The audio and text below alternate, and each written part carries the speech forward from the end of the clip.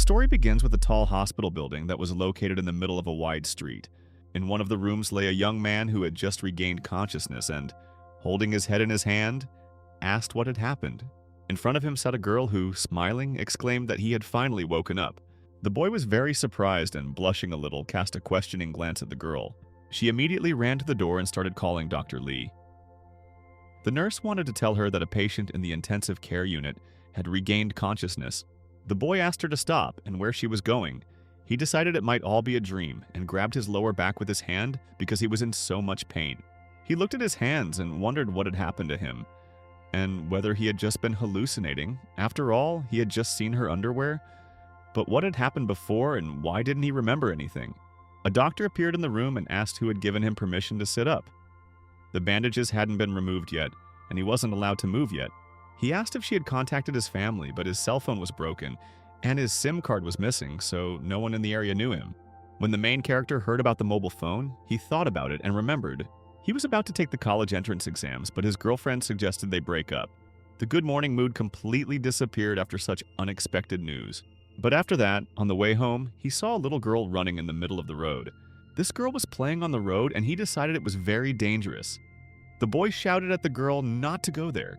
But the little girl ran after her dog, calling the name of the little dog that was running across the road.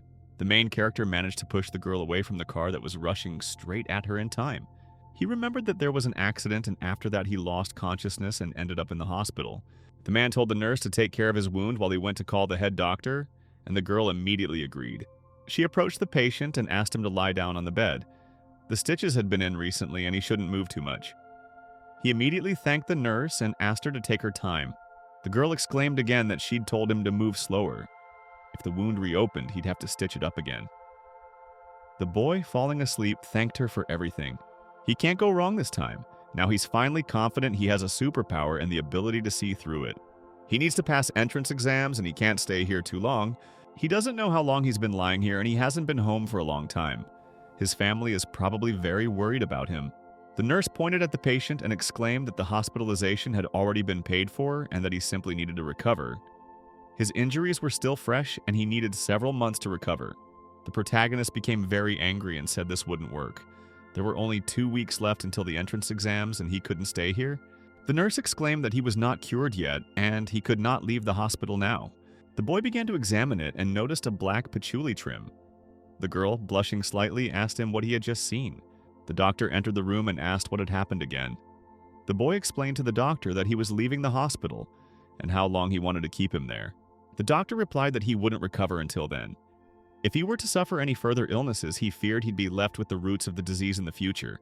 The boy said he knew his body well, and although the injury hadn't healed, it was nothing serious. He'd come back later to get some treatment. The nurse looked sadly at the patient. The man asked for a moment's wait and decided to ask the head doctor again. He suddenly looked up from his phone when he saw Miss Zhang. He didn't expect her to be here. The man immediately greeted Mrs. Zhang, who was already approaching them. It was the woman, the tycoon president of the Tseng Group, and her name was Zheng Ru. The doctor explained to Miss Zhang that she had arrived just in time and that the student was being discharged from the hospital. The woman immediately thanked Dr. Lee. He explained that he had advised the boy against it, but he hadn't listened and was about to call the head doctor. The girl asked why he had been discharged from the hospital. The protagonist explained that he needed to pass his entrance exams. The woman asked him not to leave, and to get well soon after all, he had saved her daughter. When he recovered, she would organize a better college and give him a bracelet as a token of her gratitude. The boy replied that he didn't need it. He hadn't saved the girl out of gratitude or anything like that. Mrs. Zhang smiled, called him a hero, and spoke of a million, raising her finger up. She asked how about it. If he stays here to recover, then this million will be his. The woman didn't believe that there were people in this world who didn't like money, so she wondered if this was enough for the respected gentleman. When the boy replied that he didn't want to, the nurse and doctor were very surprised. Then the woman turned to the boy and exclaimed that she was ready to give him 2 million. But the main character again refused this, and the nurse and doctor opened their mouths asking him not to joke like that. Mrs. Zhang turned to the boy and asked if this money was not enough for him. She did not stop giving in and turning to the boy. She named the sum of 5 million. When the nurse lost consciousness, the doctor caught her and asked if she was okay. He asked someone to call a doctor. The woman laughed and said that in this world money could fix anything. and she didn't believe in a negative answer. She explained to the boy that she would send him money and also buy him the best apartment in the city. He paused again as if there was something to think about. Suddenly, he turned to the woman. He approached the nurse and asked if he could borrow 100 won from her. The girl immediately handed the boy the money, and he immediately thanked the nurse for it. The boy explained that his name was Shatian. He was a fighter for justice and helped those in need, for which he asked no reward. He explained this to those around him and, smiling, said goodbye to them as he headed towards the door. The boys lost their jaws again, and the nurse said that he was a very strange person. Before us rises the spacious and beautiful city of Jianhai. The boy said his name was Xia Tian, and he was 19 years old. He didn't know who his mother was, and when he was 14, his father died. Since then, he's been living at his cousin's house, and when his cousin went to college, she bought a house next to the school. The boy went to the door, but she wasn't home. His cousin was concerned about his safety and allowed him to live with her in the same house. His cousin is rich, but he's never relied on her. He has his father's emergency fund in his account, and he earns his own money for everyday expenses by working part-time. Although he earns just over 2,000 wen a month, since he does not work at full capacity, he feels very strong.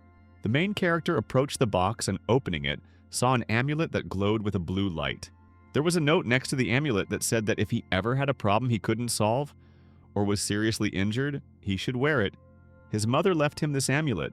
The protagonist decided that the accident was considered a serious injury and immediately put it on, since his father left him this note. Suddenly, when the boy opened his eyes, he looked at his body and noticed that his wound had healed. He was simply shocked, and it was quite amazing. The boy decided to take a shower and relax. He was very surprised and a lot of energy appeared in his body, which made him very happy. When the boy went into the shower, he was even more surprised because a girl was coming out. The girl's name was Bing Xin, and she smiled and put on a towel, saying that the shower was very refreshing. Before she had time to leave the room, she looked at the main character in surprise. The boy stood opposite her, also very surprised. Then he suddenly stepped back. He did not expect such a turn of events and asked what the girl was doing at his house.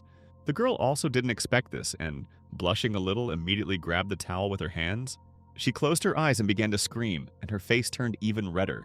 Xiaotian also blushed and asked what the girl was doing in his house. There was another scream, and another girl, Yeching Shi, came running and asked Bing Xin what had happened. Ye Queen Si asked the boy when he returned, since she couldn't find him all day. He thought about how these girls had been at home all day, the whole time. The girl had asked Bing Xin to calm down because he was her cousin. The main character, holding his head in his hands, thought about something and blushed. Suddenly, the boy's eyes changed and something tinkled in them like a signal. There was a bright snow-white flash, and it was as if something had changed in Xiatian. Meanwhile, the girls stood next to each other and looked questioningly into each other's eyes. It was as if the planet had turned upside down in their worlds and they unanimously called the guy a scoundrel. The boy remarked that he'd accidentally said something wrong. Then Ye Qingxi asked if he'd really been peeking, and she hadn't expected that from him. The protagonist exclaimed in response that he knew he had made a mistake and decided to activate the informational cues. The girl was already walking toward him, ready to strike as quickly as possible. Time slowed down, plus he saw clues to attack. It's like they're telling him how to counterattack. And he really likes that method and that ability. Xiaotian continued to tell the girl that she would never catch him, and very dexterously and skillfully dodged her blows. Ye Qingxi exclaimed that she had to teach him a good lesson today. The protagonist continued to calm her down and stop her. Bingxian suddenly appeared and exclaimed that he was dead as she approached him. Meanwhile, Ye Xingxi accidentally kicked her in the butt. Xiaotian apologized for overstepping his bounds. Ye Xingxi asked the boy not to let it happen again. And so the next morning arrived, sunny and bright. After the protagonist was healed by the necklace, he felt incredibly strong and relaxed. His body is also much lighter and stronger. Previously, he could barely manage 20 push-ups. One of the men asked the young man if he was in the military as he saw how fit he was. That morning, he'd done 100 push-ups in a row without feeling any fatigue. The boy explained to the old man that he'd never been in the army and was only 19 years old. The old man remarked that it wasn't easy to be in such good shape and condition without being a soldier. He asked the young man if he wanted to train with him. The boy replied that he didn't think it was necessary. Then the old man asked him if he was afraid of injuring him, and asked him to look more carefully. He stood up and then put his palm forward straight in front of him. There was a powerful flash, and the protagonist looked very closely at the subsequent events. The old man said that this strike was called the Buddha's hand. Then the boy asked if the palm of the hand was a Tai Chi script. Then he wanted to ask the elder to teach him a lesson. The old man replied that it was fine, and that he was neither arrogant nor impatient, nor a rare student. Xiaotian clenched his fists and began to approach his opponent as quickly as possible. The old man was already waiting for him, putting his hands in front of him to block the blow. Before the boy had time to get close to him, he had already flown far back, as the old man had used some very clever, incredible move. The main character also wanted to avoid losing face and tried to dodge the clever blow. The old man called this somersault very beautiful. The boy thought to himself that this old man was no weak fighter, and it would be better to attack him below the waist. The boy jumped as high as he could and kicked as hard as he could, but the old man was really dexterous and dodged the blow, thinking that the boy was really strong. Xiaotian dodged the next blow, and suddenly the old man struck him with his hand. The boy noticed that it felt as if his body had no weaknesses. No matter how he attacked him, he was able to reflect every blow and every move. The main character's look suddenly changed and he started using activation. The old man exclaimed, raising his leg up, that this kick was called the invincible foot of the Beira. The boy's gaze suddenly changed and he began to use a dragon strike. Then the old man again assumed a different pose and asked to wait a little because this was the blow of the legendary 18-legged dragon. Where are these lazy creatures? And here they continued to wave their fists without stopping. The old man made another hand gesture and asked the boy to wait a moment. He explained that this was the legendary dragon's hand. Then the main character decided to apply his methods and also use the legendary palm of only the first form. He approached the old man as quickly as possible with another blow, but he dodged it in time. Xiaotian wanted to use the hyper dragon, but the man asked the young man if that was all he had. Then the boy rose as high in the air as he could and began to use ghostly strikes. The old man asked not to do this and exclaimed that it was not fast enough, blocking the blows again. So the main character was very surprised and looked closely at his opponent, meeting his gaze. He began to use many forms of the flying dragon, as well as the heavenly stutterer, after which the fifth form of the heavenly dragon was already used up. The old man noticed the boy's incredible reaction speed and asked if such a thing existed. Then the boy put his palms forward and used the 18th form. The old man decided that he was one of a million supreme masters and saw a dragon in front of him. The main character put his palm in front of him and the old man, frightened, suddenly screamed very loudly. This dragon, which he was seriously afraid of, lit up his eyes. The old man suddenly clenched his fists and then shouted that he surrendered. He asked his younger brother his name. The boy replied that his name was Xiaotian. The old man then exclaimed that he could simply call him Fang Lao. He wanted to know how the younger brother had managed to ruin the elder's Tai Chi. Xiaotian replied that the younger brother had simply been lucky and that it was pure chance. He had simply decided to play along with the older man. The man exclaimed that talents are inherited from generation to generation. He also has a wonderful character and knows how to show respect. He can come to Greenwood Villa after a walk and then say he's come to see Fang Lao. The boy immediately thanked the elder and said he had some business to attend to, so he would be leaving. But for some reason, the old man asked the boy to wait a bit. He explained that he had even more astonishing magical skills. If the boy wanted to learn it, he'd sell it to him for 10 yuan at a discount today. The old man asked how it was, but the boy was already running away and exclaimed that he didn't want to see that old man anymore. Meanwhile, at home, two girls were sleeping next to each other, hugging each other. The protagonist asked his cousin if she was ready to go to school and said that breakfast was in the living room. The boy thought about taking the college entrance exam, but he hadn't been to school for 2 weeks. He still had 10 days until the entrance exam.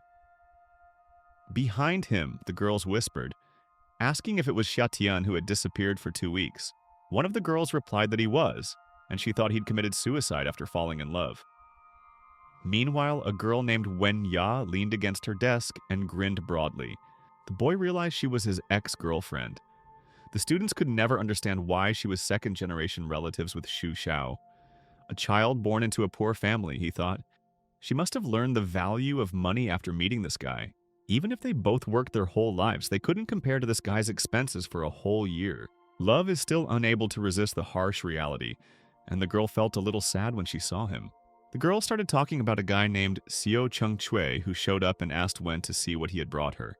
The girl was delighted and exclaimed that he was simply amazing. The others were extremely jealous, and the boy thanked her for the compliment. Suddenly, he pointed at the protagonist and asked if it was Xiaotian in front of them.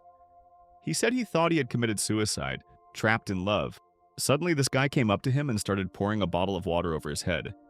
Even a woman can't protect him. and what's the point of studying well? The guy suddenly laughed and his girlfriend invited him to go eat with her. Seo Chung-sui asked if he'd come here to silence him and why he'd tolerated him for so long. In that case, he asked him to come over and beat him up if he dared. The guy said that if he touched him, he would ask the school to expel him, and then he would no longer be able to study there. The girl clenched her fists and exclaimed that it was all over and that it was enough, so they needed to eat. But he didn't let up and, clenching his fists, asked him to look at this loser. He continued to laugh very loudly, and the main character looked at him as if he were a stupid scoundrel. Seo Chung-sui laughed so hard that the entire class turned to look at his laughter. He continued laughing and asked everyone around him to just look at this idiot. Suddenly, a girl appeared and asked him to stop immediately, and he immediately turned towards the girl. Chili stood in front of him and asked who allowed him to behave like that in her aunt's class. The boy saw in front of him the older sister of their class who had just arrived. He doesn't know what kind of family would have the nerve to contradict this girl. Not only the children of the rich, but the entire school. Absolutely no one dares to be hostile to her. Her family's background is extremely dangerous. Some ignorant people paid for their behavior in front of her and were soon not seen at school. The guy suddenly exclaimed to Chili that it was none of her business, and he advised her to mind her own business. Then the girl got really angry and asked what he would do if she interfered. She came as close as possible, and the guy, finding himself next to her, lowered his gaze downwards.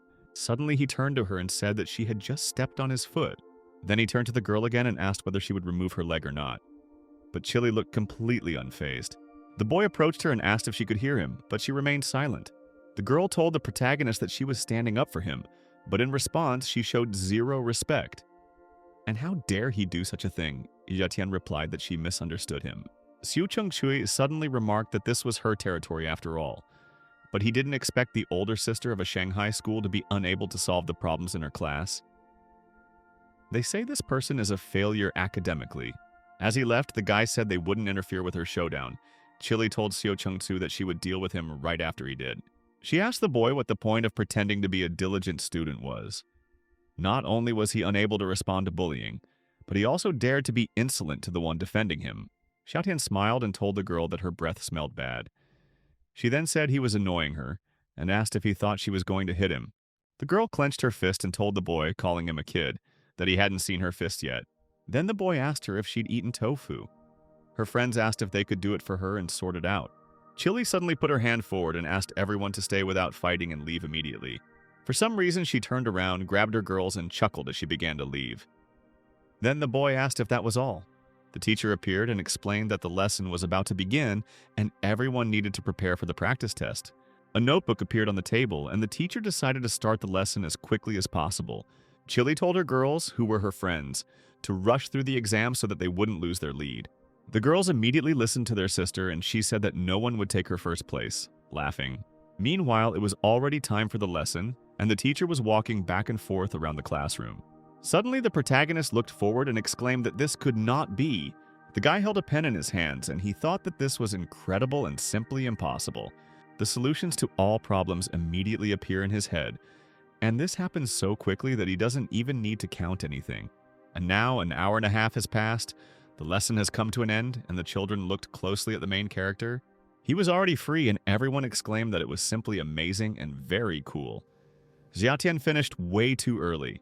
The boy approached the teacher and handed over a piece of paper saying he was finished. He asked if he could take other classes. The teacher was very surprised and said she'd check it first. The girl blushed and said that couldn't be true, that the draft hadn't been touched, and that all the answers were absolutely correct. The woman continued to look at the boy's notes and give them perfect marks.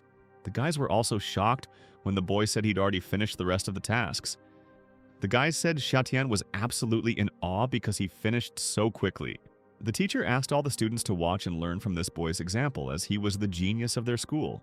The woman asked the boy to follow her and told him not to disturb the other students while they finished their work. Some guy stopped in front of the main character and asked if it was really Xiaotian, who was handing in the task before everyone else.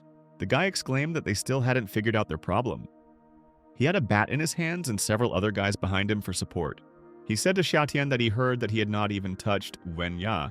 The guy told the protagonist that he heard that he hadn't even touched Wen Ya. He should be ashamed, because she's such a beauty. One of the guys asked them to look ahead because it was Seo Chung-sui and his 4 Vajra fighters who was up against them. And could it really be that same Xiaotian? The guys couldn't believe anyone had been foolish enough to mess with this guy. It would be very interesting. One of the girls asked Chili if they would help him. The girl asked him to leave him alone and let him feel the pain of his mistakes. Only then would they intervene. The boy thought that he could do whatever he wanted, but he couldn't be told what to do. Obsessed with his former love, he died in a car accident, so he no longer had any ties to that woman. Seo Chung-sui said that he had no right to compete with him for a woman. It irritates him so much when people dare touch his toys. He snapped his finger and asked the boys to deal with them quickly. The guy took the club on his shoulder and exclaimed that he, the scoundrel, had set his sights on their brother's girl, and was he really asking for death? Then the guy told the dude that he would have to crawl home today. One of the guys with a cigarette in his teeth gave the command to the boy to bow down and beg their brother for mercy. The other one grimaced and clenched his fists, exclaiming that their brother would spare no one. The guys around continued to laugh, and the main character looked closely at his opponent. The guy didn't let go of the bat and was already approaching the boy as quickly as possible. He swung the bat with all his might over Xiatian's head and said that he would blow his brains out. The boy's expression changed and his eyes began to glow green. When his opponent approached, he very deftly dodged the powerful blow of the bat. The enemy did not expect such a turn of events and was very surprised by such dexterity of the main character. The guy put his hand forward, showing a certain sign and preparing for a new battle. Xiatian, when he put out these two fingers, began to approach his enemy. He looked closely at those two fingers and did not have time to dodge his blow. The guys asked their brother if he was okay. He started screaming, clutching his eyes. The guys were seriously angry because he dared to poke their brother in the eye. One of the guys exclaimed that it was a dirty trick and they would cut off his fingers. The guys continued to call him names and, shouting, "Die!" began to approach the enemy as quickly as possible. Could this guy really have beaten Xiao Chengchui's students? Everyone was wondering who he was, and it seemed like one of them remembered him. He was one of the most exemplary students. Chili's friends said that this student was quite good, and the girls exclaimed that he was really cool. Is he a legendary martial artist and she always wanted to be a hero? Chili exclaimed that if he taught her his kung fu, her dream would finally come true. When Chili approached the main character, she said that this guy was too handsome. One of the boys asked him what he was doing and asked them not to approach him. Another said he never thought anyone would give Xiao Chengkui what he deserved and laughed. They noticed that this guy was anything but simple. The main character asked one of the boys what he was doing and asked him to watch his step. Xiao Chengsui was terrified and asked what kind of trick he was using. He exclaimed that he wouldn't get away with it. He continued to warn the boy that he would regret it if he attacked him.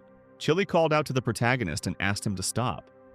But the boy began feigning deafness. She started screaming that he had actually heard everything and grabbed him and asked him to stop immediately.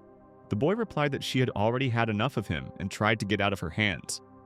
This was too much on her part. Chili suddenly apologized to him. Xiatian replied that he hadn't even touched her and asked her to leave him alone, as she was the one bothering him. The guys asked who the hell he was, not only beating up the Big Four but also groping Chili, and whether he was even human. The girl paused, thinking about the meaning of this. Meanwhile, the boy was already running away from her. But she grabbed him again and exclaimed that they wouldn't let him go until he taught her kung fu. Xiatian asked her to let go of him first. He asked if he looked like a kung fu master and why they all thought he knew kung fu. After all, he was just randomly hitting everyone. The girl remarked that of course he looked like her, and that he had been so hard on Xiao Chengkui's boys. He was supposed to be beaten, but it turned out the other way around. The boy asked him to go already, and the girl immediately agreed, telling the master to wait for her. But when did he manage to become her master? Meanwhile, the man told Master Feng that they had found out everything about him, and the old man had asked for a report.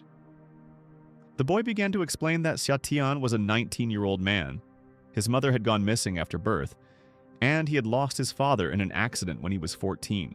He's now a high school student in Shanghai with excellent grades, and 2 weeks ago he saved the life of the daughter of Zheng Ro, the chairman of one of Shanghai's 4 prominent families. He ultimately left the hospital without accepting her money and now lives with his cousin and earns money through part-time work. The old man asked me to find out about his parents. The guy explained that everything was encrypted. His father had a security level, and so did his mother, so they had no access. It seemed the quicksand had noticed him, but they weren't doing anything yet. The old man said that Shanghai was no longer a safe place and he too would have to leave.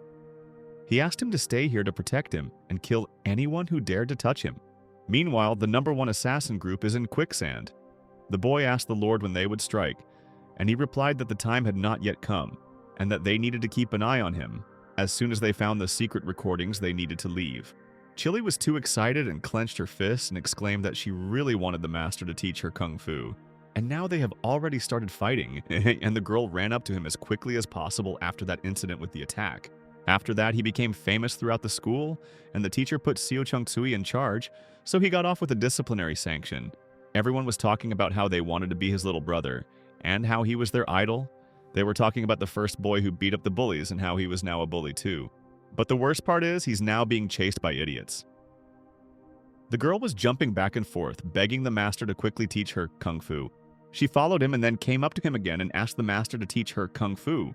This was repeated many times, and the girl brought him food and drink and asked him again and again to teach her kung fu. This also happened in the school toilet when he came in, and a girl looked in and asked him to teach her kung fu. The phrase echoed in his head, and he clutched his head, beads of sweat breaking out. He continued to explain that he wasn't her master and only knew these two techniques. But the girl continued to say that she would have nothing to pass on to her descendants. She asked to be taken quickly and taught kung fu.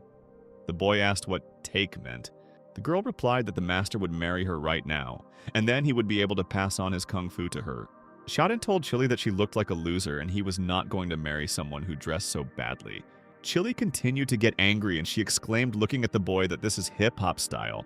She tried to explain that this was a new movement, and what the point was if she couldn't rhyme. The girl continued to ask the master to teach her kung fu and said she would serve him forever. No one could stop the speed of the magic hand, and he would conquer the Shanghai elder and then marry her. She continued to talk about the new school of Shanghai rap. The protagonist exclaimed, sweating, that he didn't think he agreed with this, but the girl said he didn't need to think, he needed to feel. The master isn't picky, and at least she's a woman. The girl asked her to be happy with what she had, and if he had time, he promised to show her a few moves. The girl told the master there were sketches there and asked him to erase a couple. He wondered if he really had that much money and was overwhelmed by the feeling of excitement. Xia Tian exclaimed that if she wanted to play, then let her play and leave him alone, since he was saving up for a new cell phone. The boy asked her to stop following him and asked if she understood him. But now he wondered if he could see through the layers of the sketch. The girl clutched her head in her hands and exclaimed that she hadn't won anything and that it was just bad luck. She asked the master if he was going to play, but the master told her to leave him alone. Suddenly, a guy appeared and said that lotteries aren't that simple and asked them to keep going or they'd leave without winning. They were just kids dreaming of riches and there was no point in wasting their time. Chili turned sharply to this guy and asked how dare he speak to her in such a tone. Suddenly, the guy turned over the paper and explained to the girl that this boy had won 800 yen. Then she approached the master and asked how things were going with him. The guy squeezed his hand and laughed, saying that he was just lucky and that was the limit of his luck. The protagonist had already approached the boss and asked the manager for another 800 won in tickets. Chili asked the manager if he knew that by winning he was losing his luck and perhaps he should leave. The man thought he liked these guys and thought he'd pay them back for losing. He ordered 3,000 yen worth of tickets. The girl silently asked the repairman to calm down after all. He wanted to buy a phone with that money. She decided that this was the end. And so money began pouring in like a river for the main character. Chili was simply shocked by such luck. The boy approached the boss and asked him to change 15,000, and he immediately agreed. The other boy ran away, considering his day a complete disaster. Xiaotian asked the girl what she was doing, and she replied that she was breathing air. Suddenly, he came up to her and hit her on the head with his hand, calling her a scoundrel. To avoid being caught cheating, he bought 3,000 yen worth of losing tickets. This way, people will think that he won only because of his luck. When the guys approached a certain store, the employees immediately greeted them. They immediately glanced at those who had just arrived and began to talk to each other about something. And the woman mentioned that the student had about 1,000 yuan on him and would require special foreplay, so he was theirs. The girls started saying they didn't care about him either, and should just let him look at how terribly dressed he was. One of them said the manager was right and needed to send him a new intern. When Xiaotian heard this, he decided it was too harsh. A girl appeared before them, greeted them, and asked what phone he wanted to see. She said she could offer him a phone with a full set. The girl continued to explain that they have a lot of such phones and there really are a dozen of them here. Then the main character approached one of them and asked to give him a phone with the latest version of 5G. He asked to give him the phone as expensive as possible, and the guys around him were very surprised by this. The boy asked for a phone with the latest 5G version. The girl then explained that it cost $8,000. Chili asked the repairman if she could buy him the phone as a gift, but the repairman replied that he didn't need other people's money. The manager exclaimed that it was their flagship and was in high demand. They asked the student if they could show him the phone so he could be completely convinced of the purchase. He asked to disappear from his sight and told the protagonist that his face looked like he had been in a car accident. The woman clenched her fist and, calling the boy an asshole, asked what he had just said. No one has the right to speak to her in that tone. The girls were talking about some kind of money magic. Xiatian said he'd take the phone and pay with a credit card. The salesperson asked him if he needed any apps, to which he replied no. She said he could contact them anytime if he had any problems, thanking him for his purchase. The woman approached Biao's brother and said that these were the two who had insulted her. Biao replied that he looked at her like he was dying since he dared to insult his woman. Xiatian asked Chili to watch carefully and remember, as he would only show her once. The girl exclaimed to the master that she had been waiting for this for so long. The man clenched his fist and, approaching the boy, asked him to stop being so arrogant. Xiatian slapped Biao across the face with all his might and told him to rest. Chili exclaimed that it was very fast. She told her repairman it was simply unimaginable. Meanwhile, the boy answered his cousin's phone and said he'd just recently lost his phone and gotten his card back, after which he bought a new one. The girl exclaimed that there was no way he was using her as a human shield, and then he asked her to send him the address. Chili immediately ran after her master as if chasing him and asked where he was going, asking him to take her with him. The boy said not to follow him yet, and he showed her 2 moves so she could go practice. He promised that if she followed him, he would never teach her anything again. This is one of the most popular places in Shanghai, full of antiques and other rarities. It's also a great spot for online shopping. Rumor has it that someone once bought an antique here for less than $100 and sold it for millions. It's very busy here, so security is good. Lots of people want to try their luck on their days, and people have been asking to take a peek. Almost everything here is counterfeit, and finding something truly valuable is a rarity. Most people here are fooled by advertising. These stalls are among the most popular and sell items to suit every taste, but most of them are simply silly fakes. The main character is here because it's his cousin's birthday. He needs to find a suitable gift, and more importantly, his cousin has asked him to introduce himself as her boyfriend. The boy heard people talking about the Ming Dynasty vase, the Buddha's seeds, the porcelain of the Great Times, and the ancient sword of the Qing Dynasty. The boy thought that it seemed like he was right, that a truly worthwhile thing would absorb the spiritual energy of the sky over time. That is why some of them have such an extraordinary aura, and suddenly his thoughts were interrupted by a certain luxury car. People crowded around him and asked him to quickly look. It was the treasure hunter, Master Xu Dehuang himself. Could it really be him, and this was simply something special?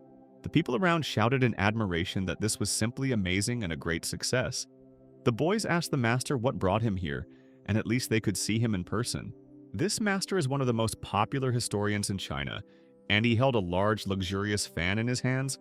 Xu Dehuang knows antiques from any dynasty and helps people identify them for free on his website. He's undoubtedly one of the most influential people on First Street. Every time he comes here, he chooses 3 lucky people to find one treasure for each of them. In the old days, noblemen compared their virtue to jade. Before us is a jade cloud pendant. This jade pendant, shaped like a hooked cloud and 19 centimeters wide, is housed in the National Palace Museum in Taipei, a jade artifact dating back to the Hongshang dynasty, which flourished in northeastern China approximately 6,000 years ago. This jade was placed on the chests of the deceased, and the meaning of its shape resembles a cloud and a bird, which remains a mystery to this day. The man said that the dark red or reddish-brown color of ancient jade is caused by the oxidation of iron in the soil or burial materials, and this jade is clearly a fake with paint which is visible at first glance. A phoenix ear vase from the Song dynasty also stood out among the others, and it is 25 centimeters tall. Superb celadon crafted 700 years ago. Its luster is in no way inferior to jade. People have always coveted the man-made luster of jade, and celadon was the fruit of their desire. The oriental aesthetics of the vase with subtle, he would even say, the subtlest hints of the small ears of the phoenix in all its glory. On the other hand, this vase is made according to a specific template, which makes the work not so delicate, although no less skillful. The man continued to explain to everyone around him about the product that was on the counter. There was a lot of goods, and they were of various shapes and compositions. A white jade carving with a double dragon head, 12 centimeters long from the spring, autumn, and warring states periods. During this era, jade was carved more intricately, and this design with 2 dragons and tigers is a prime example. Vassals and lords competed for such jade ornaments to demonstrate their power. The patterns themselves can be faked as much as possible, but the color is quite vibrant. This specimen is quite interesting, and must be the work of the imitator master Fang Wendao. The man smiled, held the fan in his hands, and said that he couldn't be fooled by such tricks. He called out to the protagonist, calling him "Kid," and asked why he was looking at the side of the road. He needed to hurry and let Master Shu pass. The boy immediately turned in his direction. People asked how he dared to stand in the master's way, and whether he hadn't been taught to respect his elders. Master Shu was the one who could make them all rich. Young people in their time know nothing, and everyone here respects the master and wants to make way for him. How dare this insolent guy stall any longer, and they called him a kid. Suddenly the boy ran to the right store, happy to have found it. One of the master's men said that this was what was expected of him, and that he was very kind to the younger generation. The second guy exclaimed that the kid got off very well. Meanwhile, he asked the salesperson about the selection. The young man explained that this jewelry was carved in the Western Tian from dark jade, which retains its luster over time. It is also worn regularly to strengthen the body. Shatian asked how much he wanted for the jade. One of the master's men said it would cost him 8,000. If it were anyone else, he wouldn't have given it away for less than 10,000. Shatian said 8 was too much, and he was still a high school student who simply didn't have that kind of money. The boy thought it was Master Shu, and he hoped the man wouldn't ruin everything and that the money was almost in his pocket. He thought that the jewelry was worth no more than $20, and only a fool would allow himself to be deceived like this foolish boy. Then the boy asked the boss about 200, since the jade was fake anyway. The boy replied that the younger brother had a keen eye, but the jade pendant was still worth at least 500, or he could go buy it from someone else. That's fine, 500, but he wants these round stones as a gift. The younger brother seemed to be in a real hurry, so they came to an agreement. Master Shu approached the young man and said that he really lacked experience in these matters, and that buying $20 jewelry for such amounts was something only an inexperienced child like him could do. The main character turned to the old man, chuckled, and asked if he really thought so. The treasure is already right in his hands, so there is no longer any need for this pendant, and he breaks it. The old man did not expect such a turn of events, and closing his eyes was covered in beads of sweat. Shatian held a round golden stone in his hands and told the old man that he simply wanted the ancient relics of Buddha. The boy continued to hold the golden ball in his hands and said that he needed the ancient relics of Buddha. Meanwhile, a little earlier, the guy said that this was good and meant 500, but as a gift he wanted these round stones, and he was sure whoever made them would benefit them both. The light from these small stones was different from all the others, meaning that the objects contained an aura accumulated over many years. This yellow glow means only one thing. It's the ancient relics of Buddha, which his father once told him about. These relics appear only at the death of a monk who has achieved enlightenment, and the old man exclaimed that this was quite absurd. Aren't these the stones that remain after people are cremated, and some still believe in their power? The protagonist thought about the fact that they say that he is a master who understands treasures. The man replied that it was indeed so, and that there was no one on the street who didn't know him, Xu De Huang. The boy asked about a small bet and whether he was proposing something or whether he thought he had more experience. Maybe they should compare their treasure appraisal skills, and he chooses 5 items to appraise. If he gets even one wrong, he wins. Then the boy asked what he'd get if he won. If he loses, it will work on his account as a personal horse, and if the other loses, it will buy him a treasure of his choice. The man said he didn't need a worker. He wanted his right eye as a reward for his victory. People started talking about what was going on there. She was not there, and he was sure that he knew everything in the world, and he challenged Master Shu. He really is looking for death, and it looks like they are in for a fun show. The grandfather asked the young man to take what he needed. He needed to cope and waved his fan again. 5 jewels, 2 of which are made of porcelain, plus 3 of jade. The old man said that no one else in this market could determine their true value. The main character looked closely at the old man and asked him to calm down, as there were enough unnecessary words and it was necessary to begin. The old man smiled back and missed the mark, saying that he would be first in line and that the vase with the white lotus flower was in front. The porcelain from which it is made lends it a minimalist aesthetic. The wide neck, flowing into a thin neck, and graceful lower section create a refined silhouette, exuding beauty and elegance. The famous porcelain vases were highly prized at the court of the Ding dynasty. The lotus was carved using a special bamboo knife technique that reached its peak of perfection during this dynasty.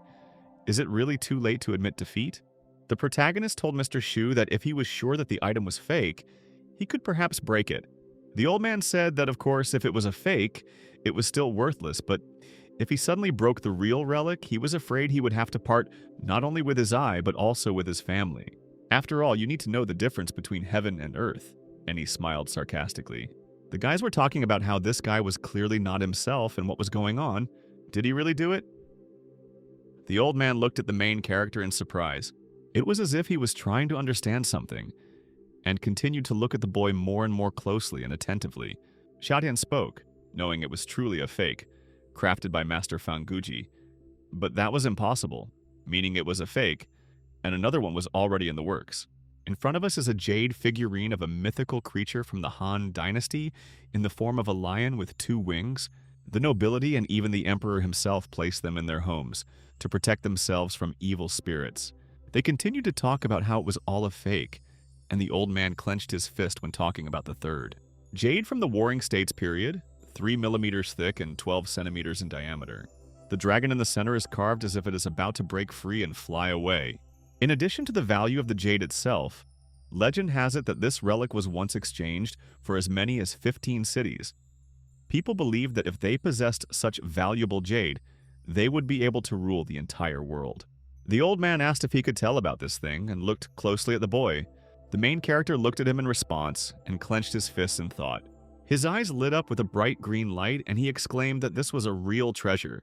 One of the guys asked if it was a fake. The other replied that it was, and how could such a thing be worth anything at all? But it's hard to judge anything because it might not be a fake.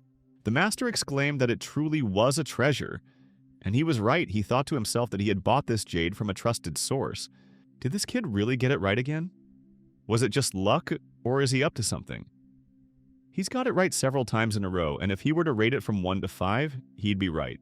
The protagonist decided that the old man was good enough to give him a solid B, and he became interested in his name. The old man was already completely sweating, and streams of sweat began to run down his face, and he began to think about the fourth thing. The fourth thing was that Tianmu tea bowl. Could this really be a fake again? The guys around looked closely at what was happening and opened their mouths in amazement. Xiaotian held out a wooden box in his hand and said that he would now tell him, and asked if it was a treasure. Xiaotian put his palm forward and asked whether it was a treasure or not. After this, he raised his hand up and taking the stone in his other hand, exclaimed that yes, it is possible. Suddenly, the old man told the young man that he had won and let him say what he wanted. The boy thanked Master Shu.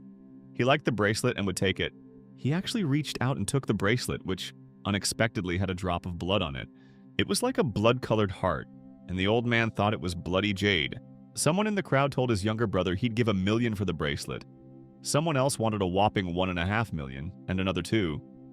Xiaotian exclaimed that it wasn't for sale. Someone in the crowd said that this child had absolutely no respect. Another asked him not to think that he had truly won and that Master Shu was simply playing along. An old man approached and asked his name. He told the boy he thought they could be great friends, and the protagonist responded by stating his name. The man thought that the ability he'd just demonstrated was definitely unlucky luck, and he must be someone's apprentice. Xiaotian thought that Shu Dehuang wasn't the least important person in Shanghai. Perhaps he could even help him solve the mystery of his origins. The boy agreed and said that it was an honor for him to be a friend of Master Shu himself. The old man shook his hand and exclaimed that he was flattered to be called Little Brother. His ability to identify treasures was truly impressive. He asked who was the mentor of such a talented young man like him, and the boy turned his head towards the car. There was a car in front of him that someone was apparently filling up, and they both turned in its direction. Master Shu's sweat dropped as he looked at the man filling up the car. Li Sang-kun appeared before them. He asked the boy if his name was Xiaotian and asked him to step aside with him for a minute. Xiaotian asked who he was to accompany him. The old man replied that his name was Li Sang-kong.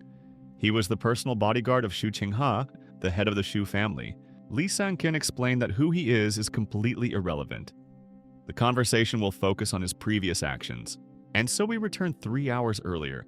In front of us is the Shu family's spacious villa. A man asked Director Li if there was any news. Zhu Qinha stood there with a very serious expression and was told that the investigation had revealed nothing. His son had been suffering from insomnia and had been in a bad mood for a long time. He also vomited in the exam room mid-session. The man asked if he had been poisoned. The guy replied that tests showed no traces of poison or drugs, and that there was literally nothing left to come out of his son. In just one evening, he had lost almost 10 pounds, and if this continued, he could die. The man became terrified and exclaimed that this was a lot. The butler mentioned that his son had just told him he'd had a fight at school today with a student named Xia Tian. He'd started feeling nauseous immediately after returning home. They asked him if he'd sent anyone, to which he replied that he had and that son had already left with 2 people. Lee Sang-kyun isn't one to be trifled with, and he served in the special forces.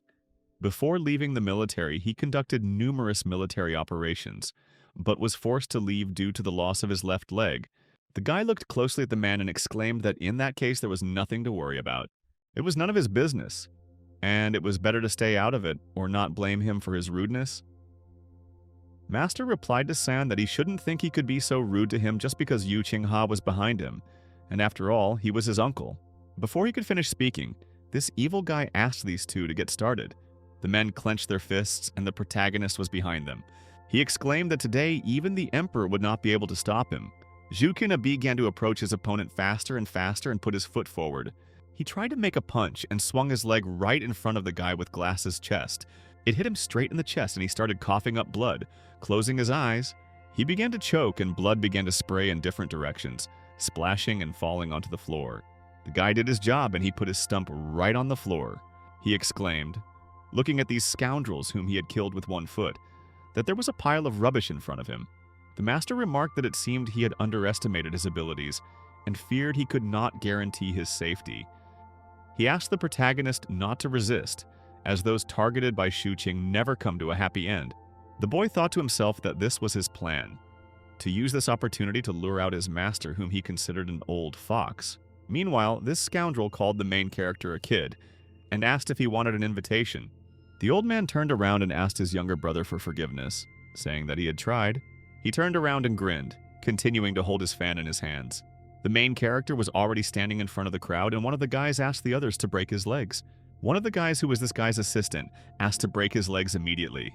These thugs were already approaching the main character when suddenly he turned on his ability of insight. He started hitting him with his fist, but the boy dodged the powerful blow in time. Shatian dodged and kicked him in the chest with all his might, causing him to fall over and over. He had a fist outstretched that lit up with bright white rays and it hit the guy in the face. The protagonist kicked him in the face again and hit him in the jaw with all his might. He put his hand on his shoulder and said with a smile that the warm-up was over. Well, what about him? The old man thought that the boy could not only distinguish treasures from trash, his fighting skills were also at a good level, and who was his mentor after all. The boy exclaimed that this was not bad, although he was still just a young man, but he will gladly test its strength, and he put his weapon right in front of the main character, calling him a kid. He crossed his arms over his chest and told the boy that he was reacting too slowly. Shatian dodged the blow again and exclaimed that no one was hit with a grimace. The villain called the protagonist a scoundrel and said that his arrogance would be his undoing. Shata noticed that his opponent was acting very quickly, and his movements were too lightning fast. He realized that he could see his attacks, but his body just couldn't keep up with his mind, and it was too fast. The guy felt helpless, and knowing where he would be hit, and not being able to avoid this attack was too cruel. He tried to dodge the blow again and thought that he was very unlucky. The boy decided that his fighting skills were too poor to compete with him. If he could have learned just a few more moves from Master Fang Lao, everything would have been completely different. The boy had never encountered such overwhelming speed before, and so he tried to kick again. The guy exclaimed, looking at the main character, that it would not be long before he died. He pulled out a gun and exclaimed that he now had only 5 seconds to make his choice. He'll either go with him or pick his brains off the pavement. What condition did he set before putting a gun to his head? The boy wondered what to do, and his head was empty. He absolutely didn't want to die. The master thought that Shu Qinha was not a person to be trifled with, and that his hands were tied. But this is the legendary crippled king that everyone knows, Lee Sang-kyun. The battle continued, and the guys in black robes approached faster and faster. The boy asked if the sand in front of him was quicksand. Many consider him one of the best fighters, and who would have thought he'd attack someone like Xiatian? Lee Sang-kyun replied that he'd promised the master he'd bring the kid to him, and how could he possibly approach him? The man in the robe replied that he was afraid they couldn't allow this and that their leader had some plans for this guy. The main character immediately looked at the man who was in the robe and put a gun to his head.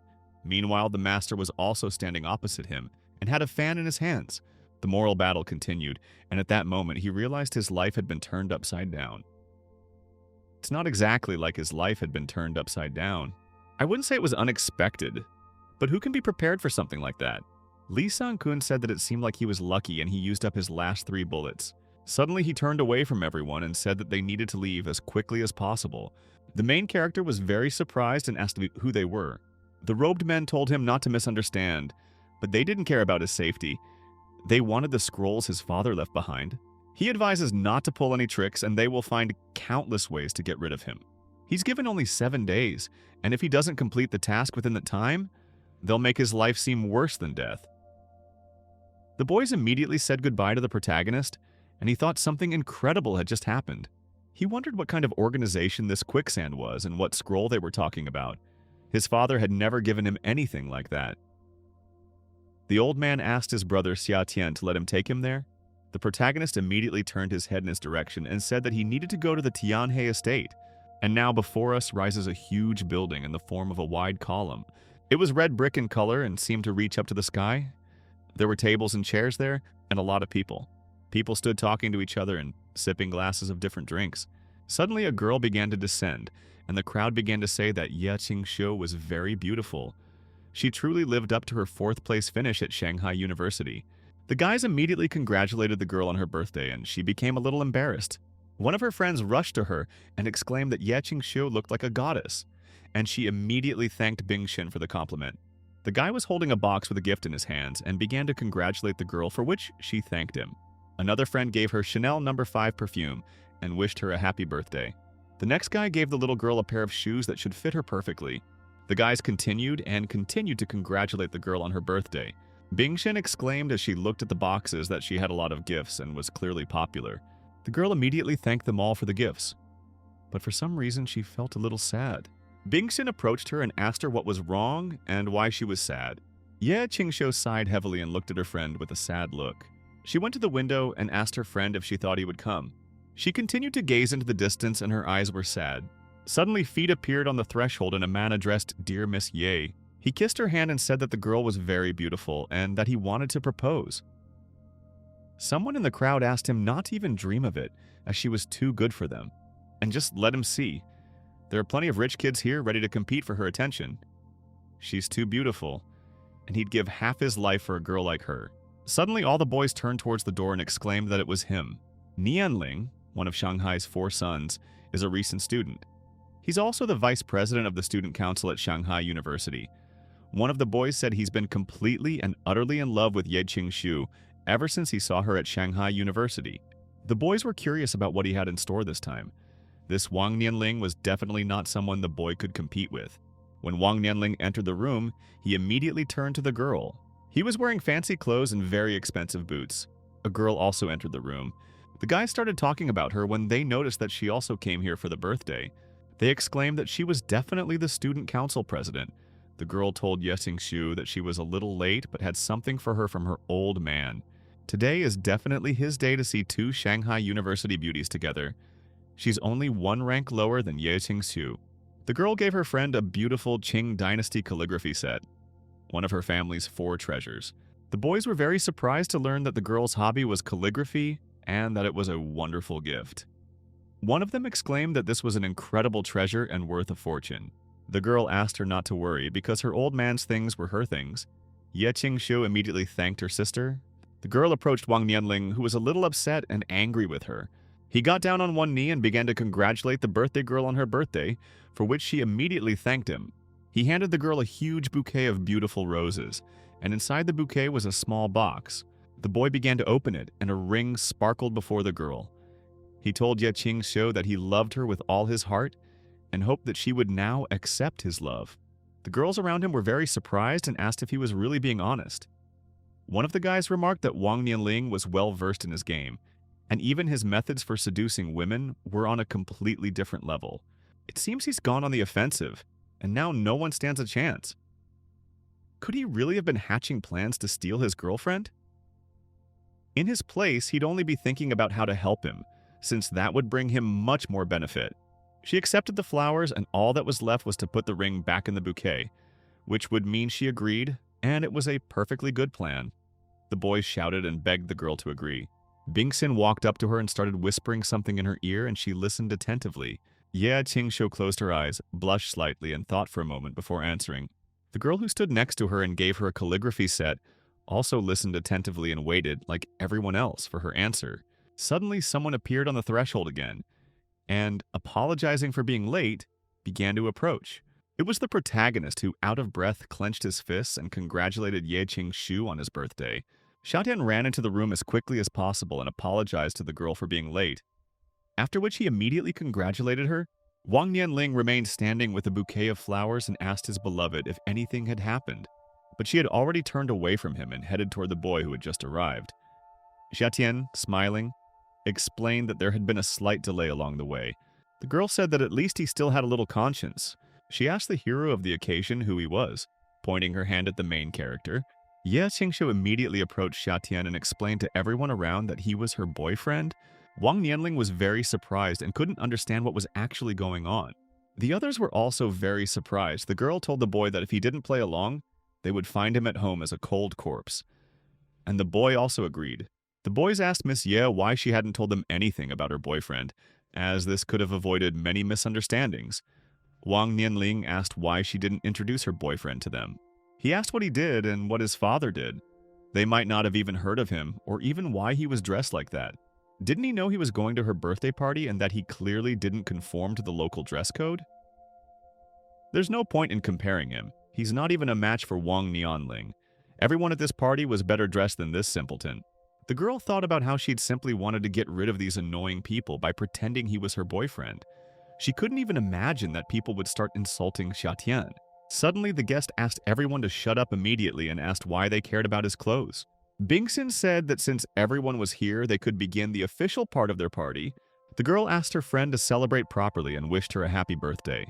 Wang Nianling told Ye Qingshu that the flowers were bought especially for her.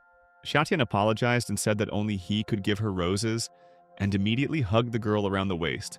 A bouquet of beautiful flowers flew to the floor, and the box with the ring also flew to the side. Wang Nianling clenched his fists and asked what he was going to give her. Ye Qingshu replied for him that he had already given everything, and she liked the gift. Then the guy spread his arms out to the side and asked what he had given her. Hadn't he even brought flowers for her birthday? The boy approached the girl from behind and began to fasten her medallion, saying that this was actually a gift.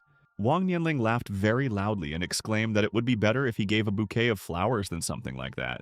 Ye Qingshu said that she really liked this gift, and it didn't matter what it was, since it was he who gave this gift. Suddenly, something started to happen to this medallion, and it began to glow a bright red color. After this, bright snow-white rays began to shine on the girl's neck, and she exclaimed that this was simply incredible beauty. Wang Nianling was simply shocked when he saw the bloody jade stone before him. He wondered how this was possible, considering their family only had one such piece, and even that belonged to his grandfather. Then the main character smiled and asked how one could get by without flowers on a birthday. He squeezed 2 fingers and made some kind of sound with these fingers and asked to turn on the music.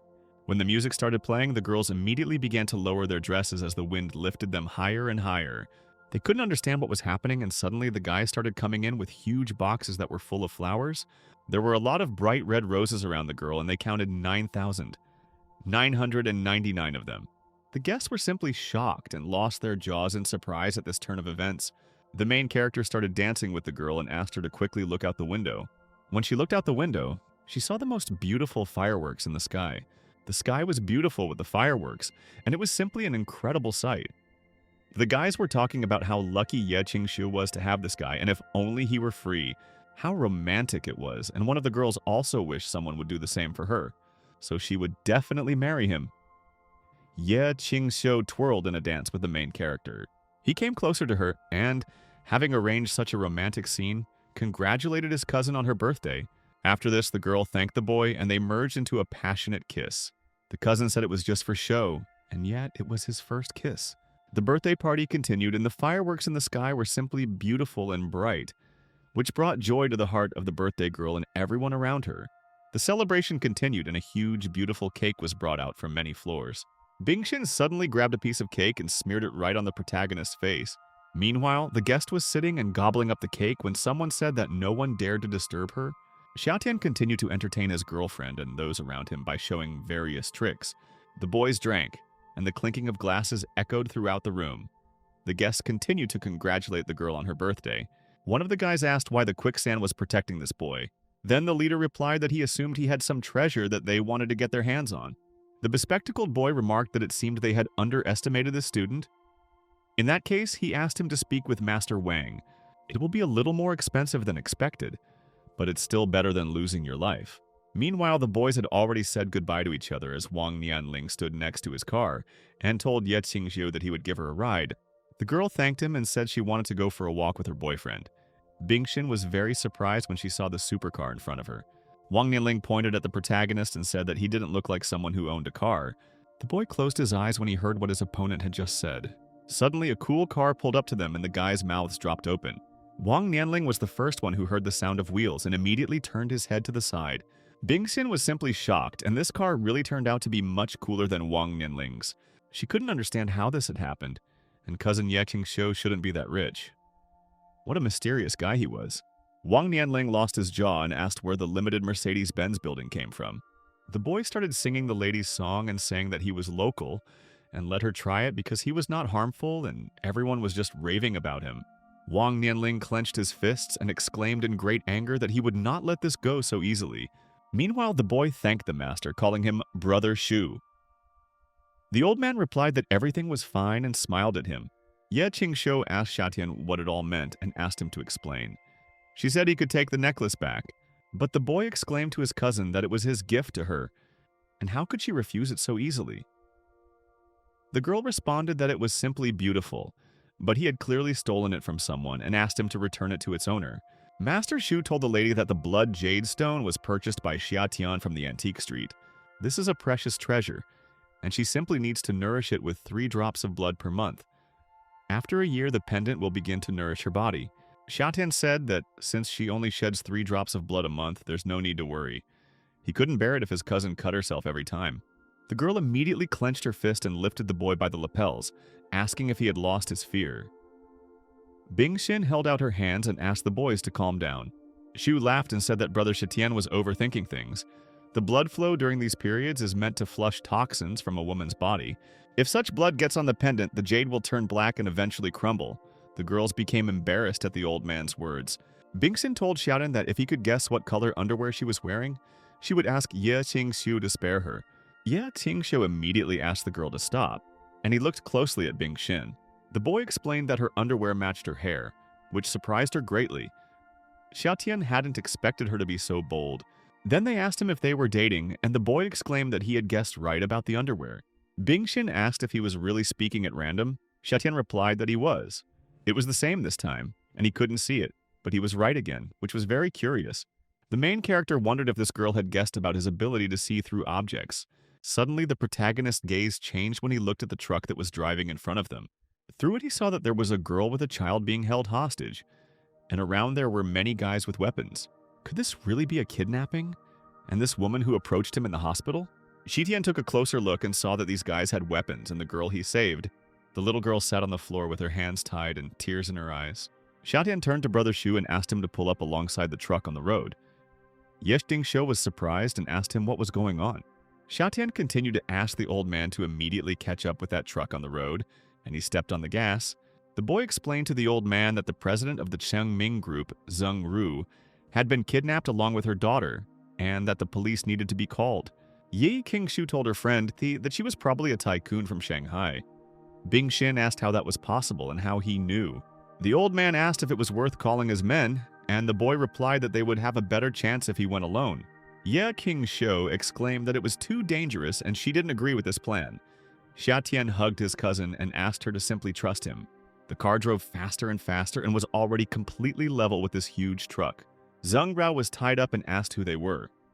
She asked to be released and promised to pay them whatever they wanted. She couldn't understand who in this world doesn't love money, and beads of sweat began to run down her face. One of the men told Miss Zheng that he knew she was rich and they would all definitely take the money. But when they approached her, they said that they had some business that they needed to settle. One of the men was wearing a clown mask and laughed in a very nasty and menacing way while looking at the girl. The girl clung to her mother and said with tears in her eyes that she was very scared. The woman asked her not to be afraid and promised that everything would be okay. She exclaimed that she didn't care about the price and would give them as much money as they needed. She could even hand over all her company's savings to them, and the main thing was to do them no harm. The man asked Miss Zung not to worry and said that they would not harm her as long as she agreed to cooperate with them. The man guaranteed her that nothing bad would happen to them, but she continued to be nervous and worried. The huge truck was already rushing along the wide bridge somewhere into the distance, faster and faster. The main character realized that they were going to the suburbs and that his house was located in that direction. In front of us was a huge building that was empty. Where these men brought a woman with a child, suddenly they finally removed the blindfold from her, and she opened her eyes looking at the villains. The woman asked the men with the gun what they wanted from her, and asked them to speak immediately. The man replied that it was nothing special, and that they just wanted Miss Zung to accompany them on the set of a movie. A very open and extremely interesting film, and he will be the main character, and she will be the heroine. Zung Rao was very surprised and exclaimed that she had already said that she would pay them as much as they wanted. But the man replied that, unfortunately for them, someone else was already paying them. They just needed to fulfill their end of the deal and send him the video. Zung Rao was surprised that they'd even been paid for something like this. She thought to herself that her family was probably trying to take over her savings.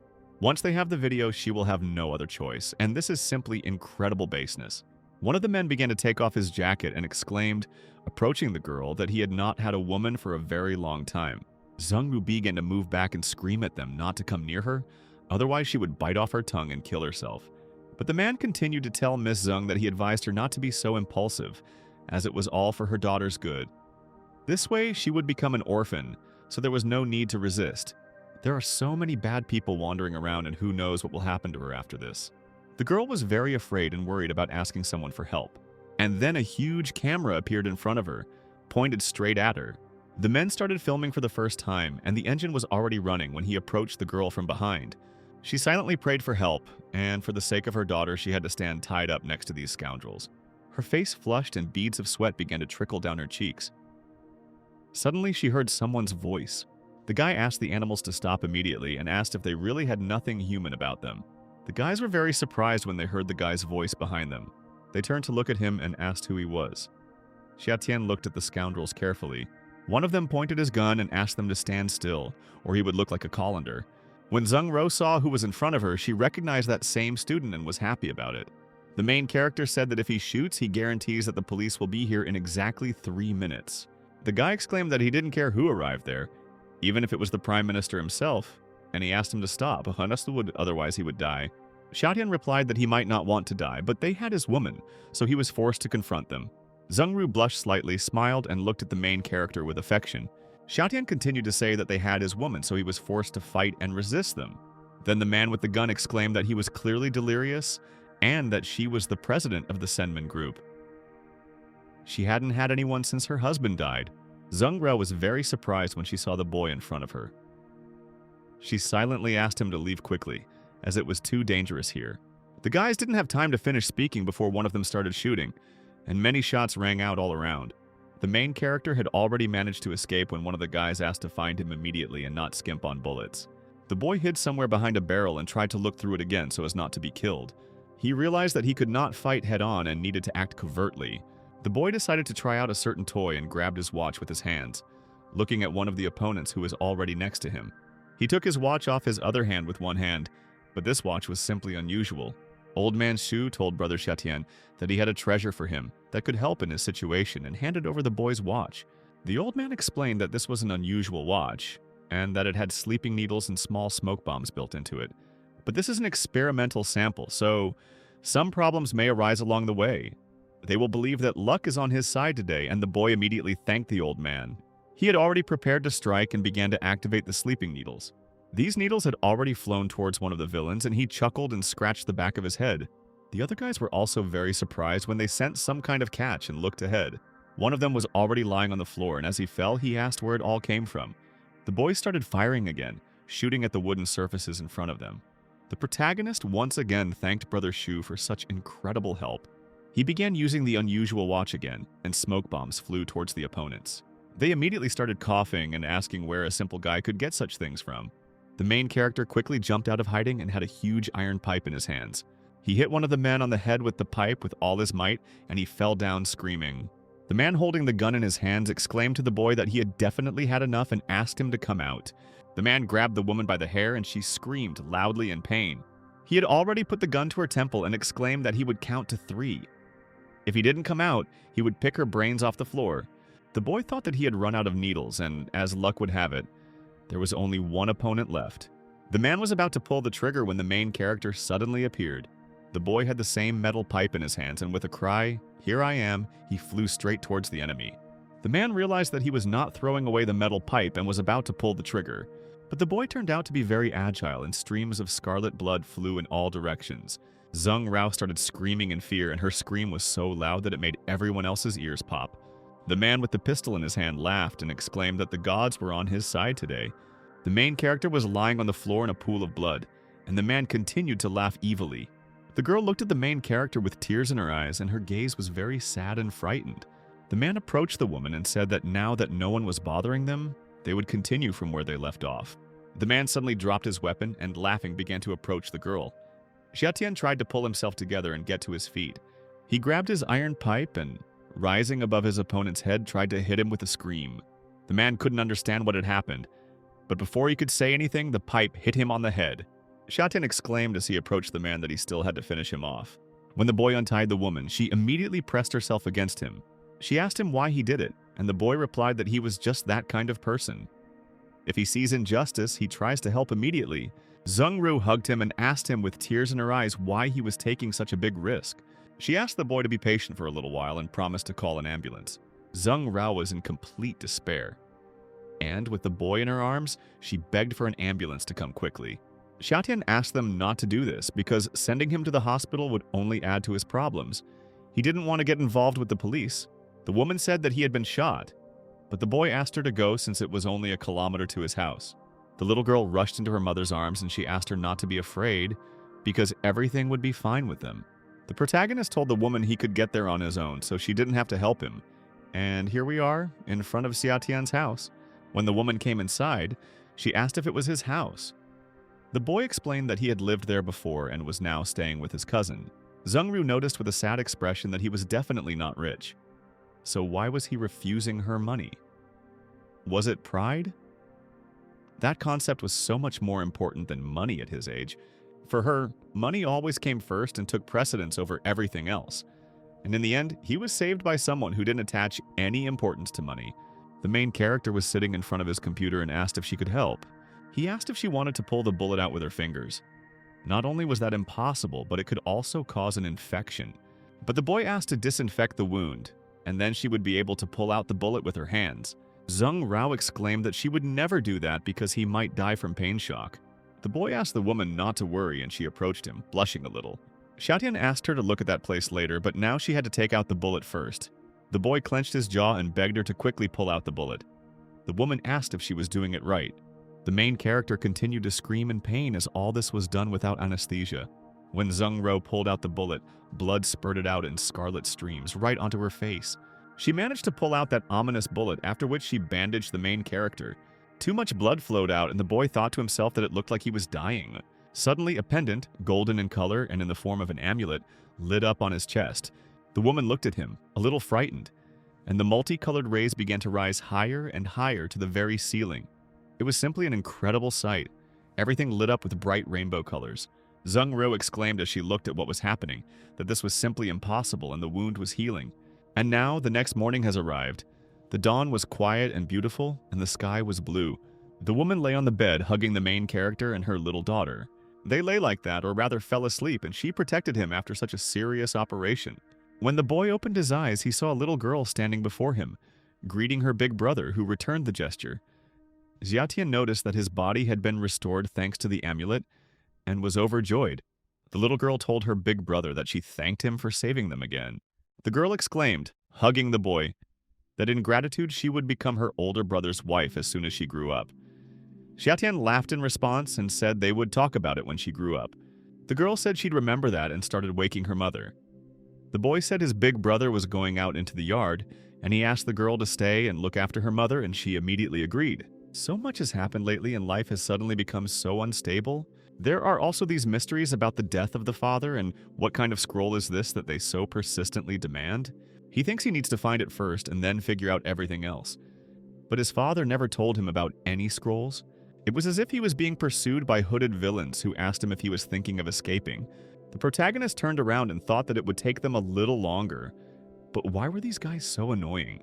One of them said they were going to give him 7 days, but now they're only giving him 2. And given that one of those 2 days is already up, they're expecting the scroll today. When Xiaotian heard that he had absolutely no time, his gaze changed and he became wary. The man in the robe told Xiaotian that if he were in his place, he would already be thinking hard about where his daddy usually puts his things, and their patience was running out. The protagonist exclaimed that he had no idea about his father's inheritance, much less about any scrolls. He asked what they wanted from him anyway. Then the guy in the hoodie asked if he thought they cared. He continued to explain to the boy that they just needed this scroll, and he looked carefully in front of him. Next to him was Zheng Ru, who was in a hurry and, frightened, asked who those were next to him. The guys in hoods, when they saw this woman, exclaimed what a beauty was in front of them. The woman looked closely at these guys, and as if recognizing someone, her gaze changed.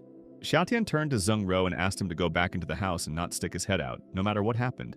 The woman, blushing slightly, was about to say something, but immediately stopped. He asked her to go and said he would be fine, but she should stay with her daughter. Xiaotian said, turning to the guys in hoods, that, as he said, he did not have the slightest idea about all this, and if they needed it, they should look for it. The guys started to approach him faster and closer and said that it seemed like he needed to explain things more resourcefully. The main character, a little frightened, looked closely at his opponents and his eyes glowed green. One of the hooded guys put his hand forward and clenched the other one to strike. He approached the boy and tried to hit him, but the boy blocked and kicked him in the head with all his might. The fight continued, and the hooded man also tried to use a certain technique.